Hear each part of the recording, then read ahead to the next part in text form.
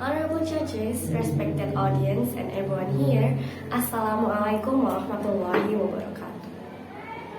First of all, I'd like to thank God. It's because of His mercy and blessing we're able to attend this contest. Secondly, may salawat and salam always be delivered to our Prophet Muhammad SAW, who had brought us from the darkness to this bright modern era that we're living today. And last but not least, I'd like to say thank you very much to the judges who has given me time to deliver my speech in front of you all.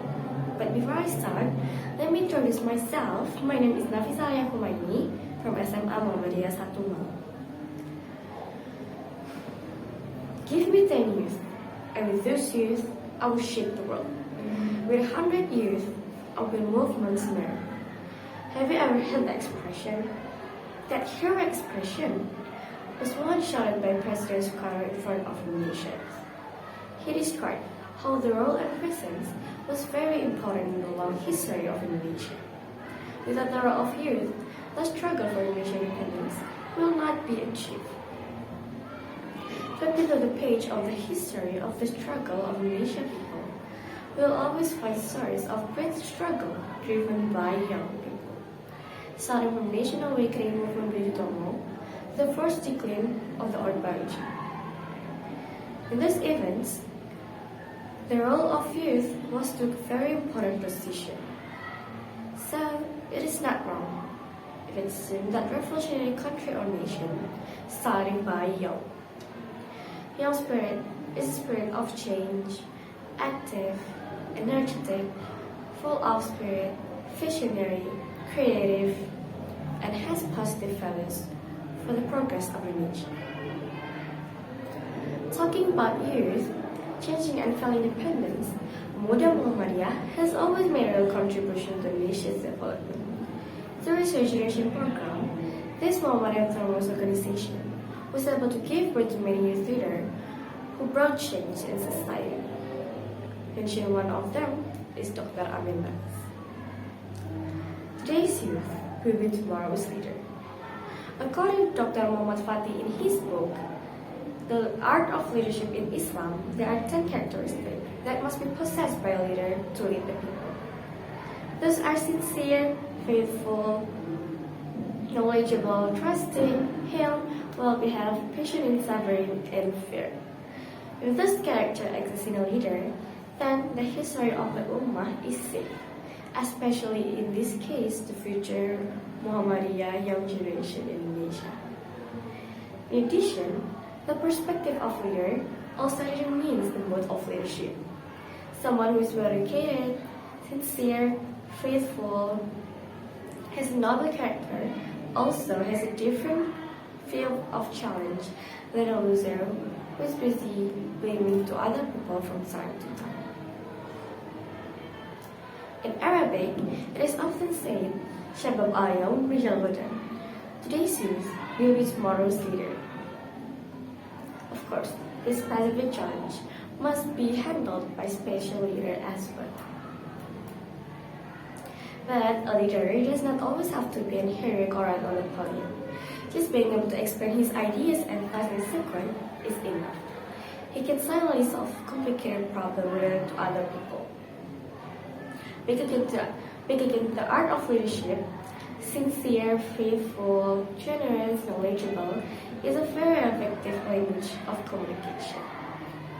A sincere person, whatever in his heart, will reach the heart of the others. Patient will make him come out victors in any battle.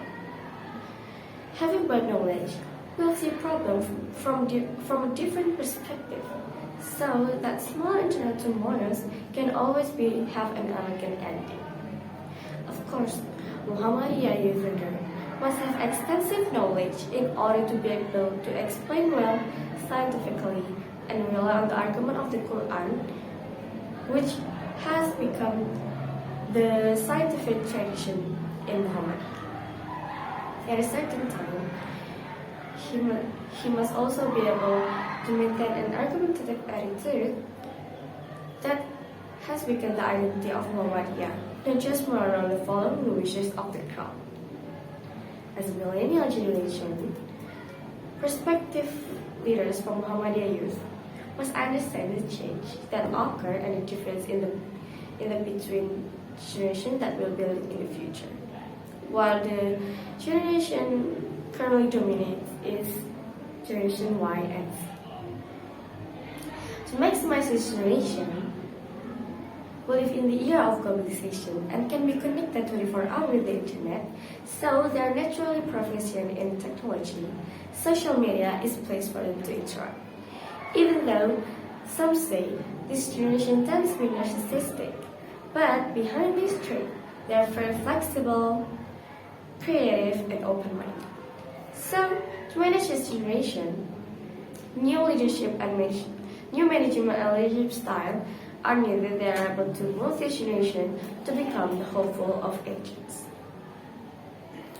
Leadership styles that are very suitable for Generation Y and Z are adaptive leadership style, supportive leadership style, and appreciative leadership style. Adaptive leadership style means leadership that can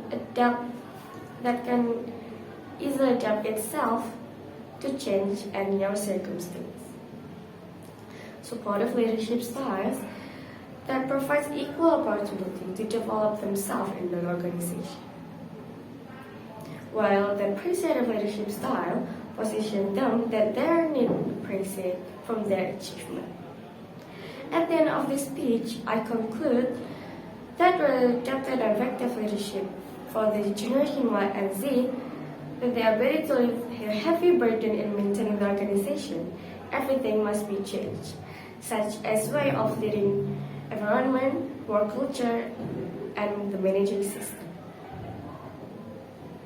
And the most important part is by changing the paradigm of how to manage the millennial generation through this trade approach by administering and then maximizing. This is the end of my speech. I hope you can take a good lesson from me, and I ask forgiveness from my speech today. Wassalamualaikum warahmatullahi wabarakatuh.